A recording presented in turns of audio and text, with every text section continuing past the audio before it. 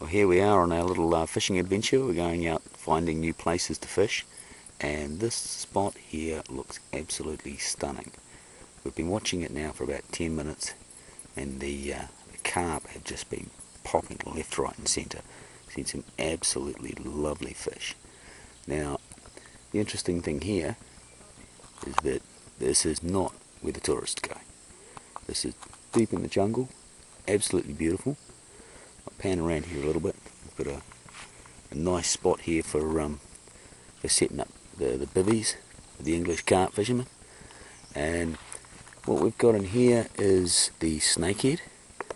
We've also got the Thai marsh here, which is the yisok, which is where our Thai guys go. So I think for the future, this could be one that's hot on the menu.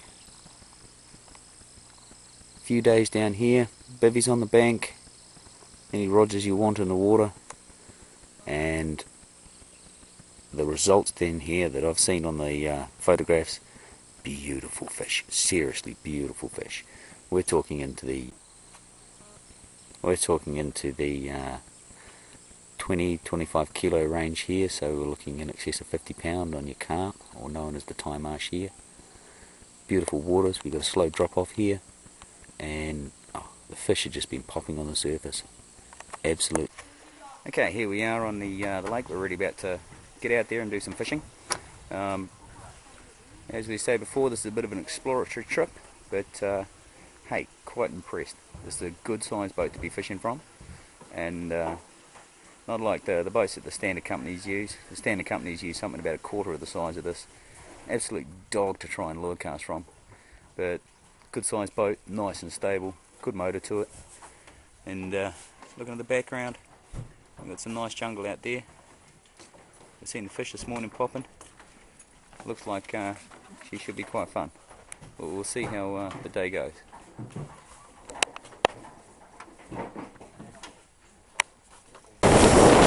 Okay, here we are going up through a bit of a, what do you call it? A bit wider than a river, but it's some beautiful scenery here. Now, wave conditions, we've got a little bit of wave there, but I tell you, this boat is beautifully stable. If we were using one of the long tails that your standard companies use, well, take it this way, after a lifetime of being on boats, I consider it a little bit scary, but this thing is stunning. These are waters that Westerners haven't fished before. This is classed as one mean adventure up into Thailand. See, our man on the motor, I will give him his dues. This guy, he's not stomping the hell out of it like most of the Thai boatmen do. We've had a real nice ride, and even in a little bit of choppy conditions. No Western man ever been up this way before, and look at that, absolutely picturesque.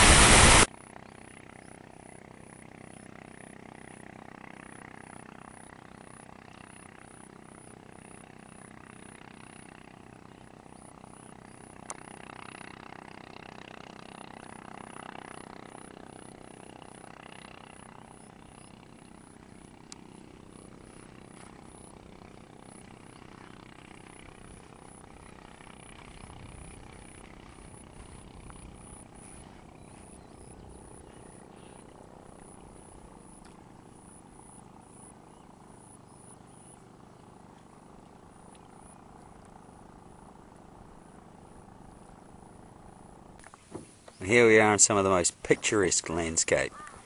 It's absolutely stunning here. Surrounded by water, mountains, jungle. The day's coming to an end. Boys are down the end there flicking some lures. It has been an absolutely cracking day. I've got to admit, I've been absolutely lazy. I've been thoroughly enjoying sitting back in the boat, reading a book.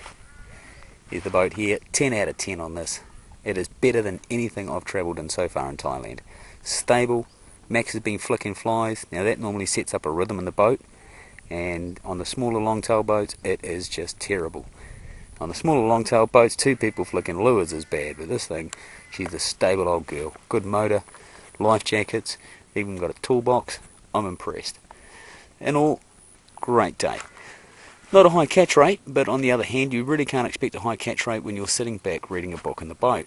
But I've been watching what our guides have been doing, And hey, I'm really impressed with these guys. We turned up this morning, they flicked some lines, and they just had Thai share after Thai share. The Yusok, also known as the jungle perch. These things just bang, bang, bang, bang, bang. And we took a nice lazy day, had a bit of a flick, sat back, read my book some more.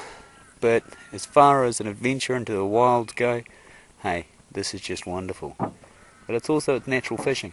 It's not like you bung some lands where you're in the lakes and you're seeing like mega fish popping up and hitting 20-30 fish a day.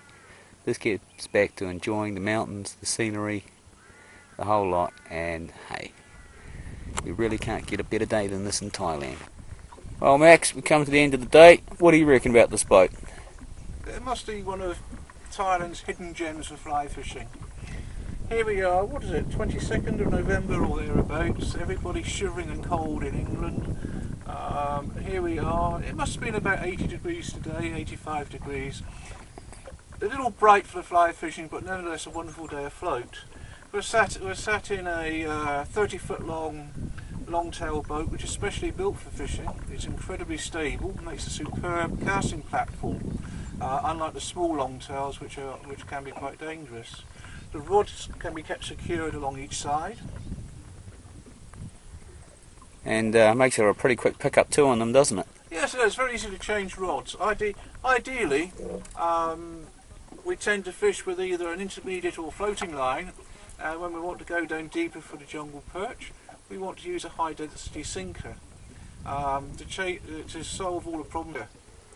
Today's been the first outing for the new Loop AEG 6-weight rod, matched with a Loop Evotech G3 large arbor reel. The AEG is a rebirth of the wonderful Loop Grey Line series rods, which were discontinued some years ago. But this rod, the new AEG rod, goes beyond any reasonable expectation anybody would have for a rod costing $370. It handles perfectly. It will throw a high density line and a 3/0 fly as easy as a 9-weight rod. It's in fact one of the perfect rods for fishing in Thailand. And action, what's it like on the fish? The action, it's a crisp action, but very forgiving. If you give the fish the butt, you can bring in. We had a few big jungle perch earlier on, and we were able to tame them quite easily with this. We've also used the 5-weight and the 6-weight together, fishing for barramundi elsewhere, and we're talking double-digit barramundi, and the rod behaved perfectly. It's a rod I can recommend to anybody. Oh, good. I've actually been fishing some lures here on the Shimano side of things, and winding the day up, and you just can't beat this place, hey? Absolutely stunning. Well, I know I'll be coming back, Max. What about you? Oh, sure, we're coming back soon. And it's not only the wildlife here, it's the wildlife après fishing. We're also looking at doing a bit of a run up. We've got a cute little river that we're going to be fishing.